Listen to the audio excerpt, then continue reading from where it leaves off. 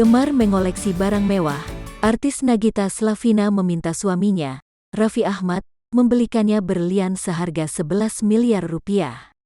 Keinginan artis yang akrab disapa Gigi ini terungkap dalam vlog terbaru yang diunggah di kanal YouTube Rans Entertainment. "Sayang, aku mau berlian yang kecil-kecil saja, yang itu pink diamond," tutur Nagita Slavina, dikutip Kompas.com, Selasa tanggal 16 Maret tahun 2021.